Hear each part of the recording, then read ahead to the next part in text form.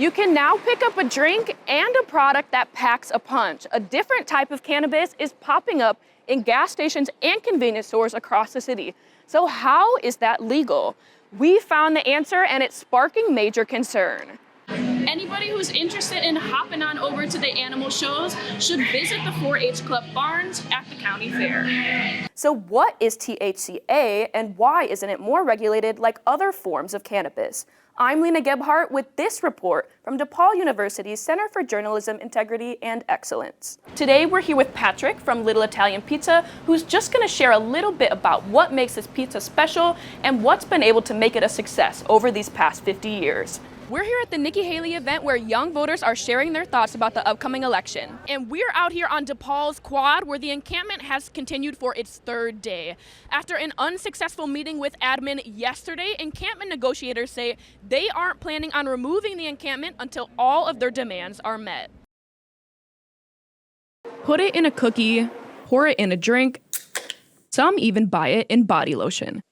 The many benefits of hemp-derived THC, including THCA, Delta-8, and Delta-9, are on display here at Bucktown's Infused Cafe. Between like stress management, pain management, even like appetite management. Co-owner Nashwa Rahim says hemp products can deliver benefits beyond a buzz. So these are very similar to THC, but like with the hemp-derived stuff, I find that you can control it better. THCA won't get you high on its own. But if heated, it turns into THC with a psychoactive kick.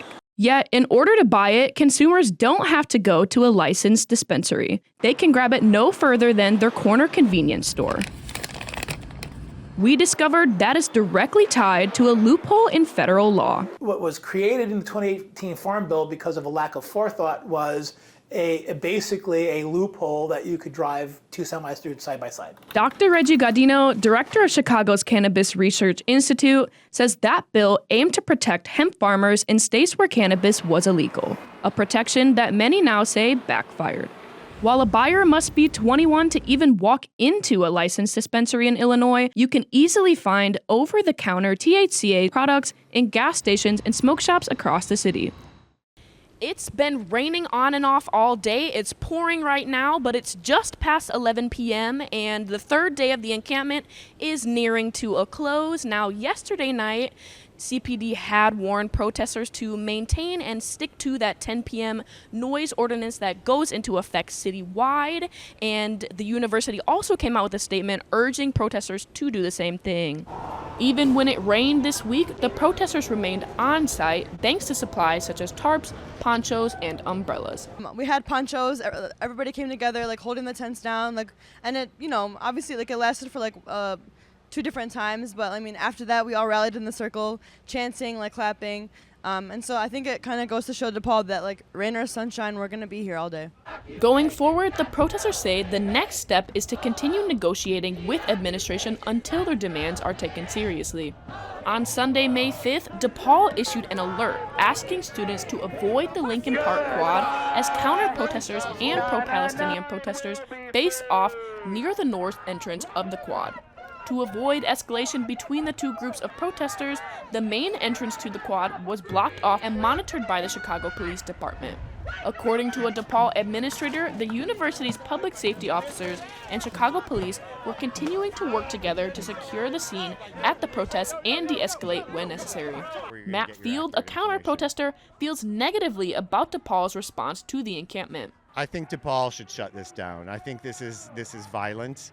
I think Jewish students have been intimidated and harassed. During the demonstration on Sunday the 5th, one person was loaded onto an ambulance just off campus. No word yet on what happened. Encampment organizers and the university say they will continue to keep students and faculty informed during this time. For Good Day DePaul, I'm Lina Gebhardt.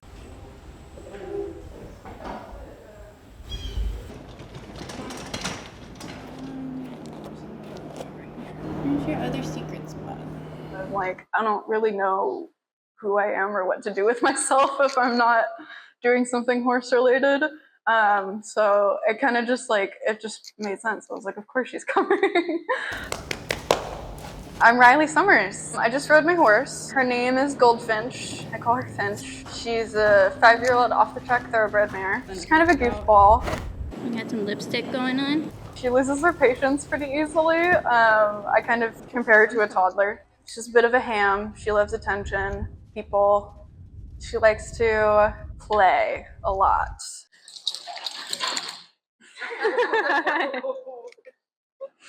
That was dramatic. Just being kind of wild and free. She could go out whenever she wanted to, but.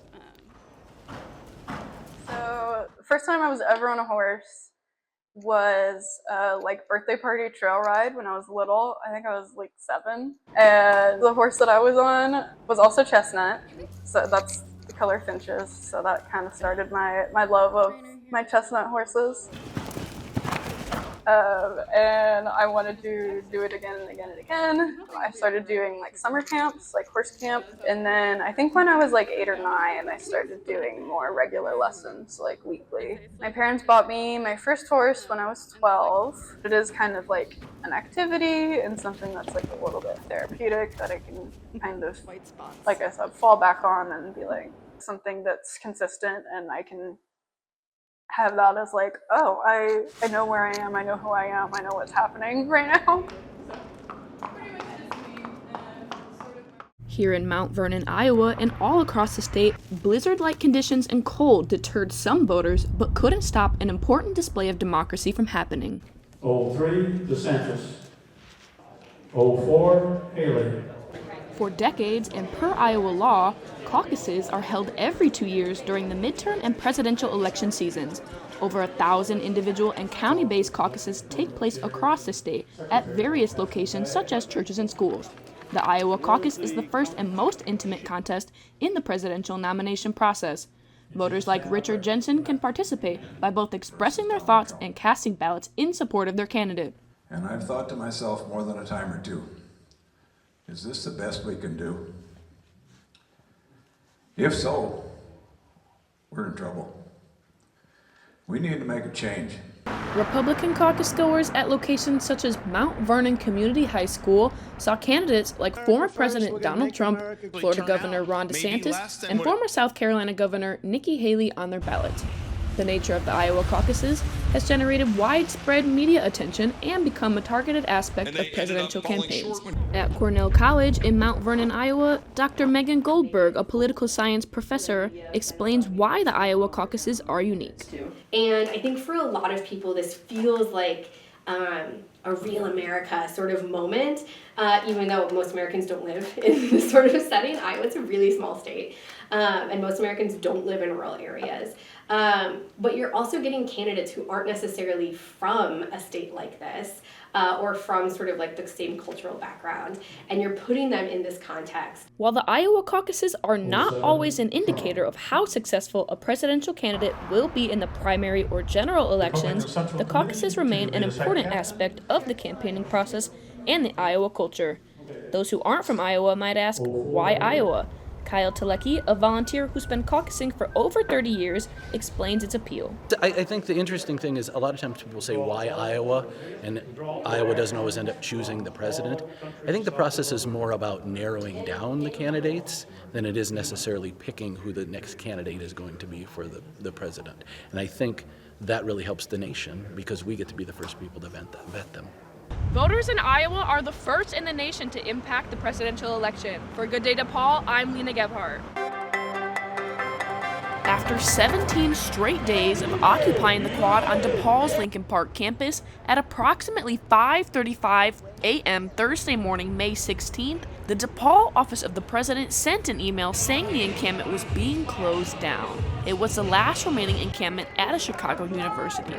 The decision to remove the encampment came just days after DePaul President Robert Manuel said negotiations with the pro-Palestinian protesters had reached an impasse. Manuel said the encampment was being closed due to an ever-growing series of threats and other issues. Manuel also said, quote, "We are aware of a death threat against a student and reports of individuals threatening to slit the throats of people they perceive to be Jewish or in support of the Jewish state. We are also aware that there was a bounty put out to identify certain members of the encampment." He said, quote, "We had no choice but to act before we lost the ability to provide for the safety of the Jewish members of our community, to protect those in the encampment, to preserve the right of all other students, and to maintain university operations. But members of the encampment insisted that it was peaceful." Simran Baines, an encampment representative, shared her thoughts. From day one, our priority has always been, one, standing in solidarity with the people of Palestine, which we will continue to do till Palestine is liberated.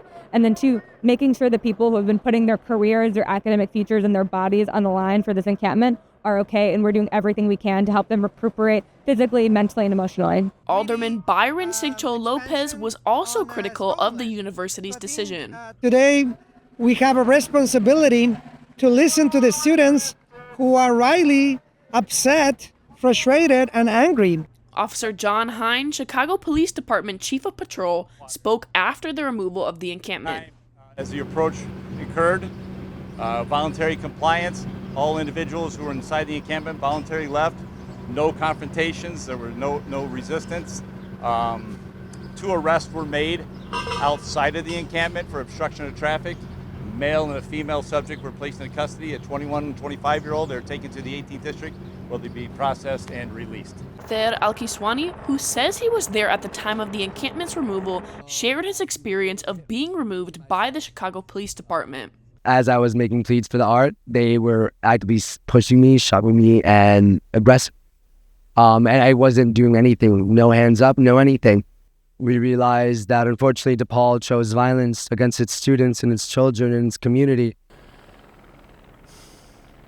As crews cleared the encampment, the quad was closed off to students and community members. Reporting from the quad on the Lincoln Park campus, I'm Lina Gebhardt.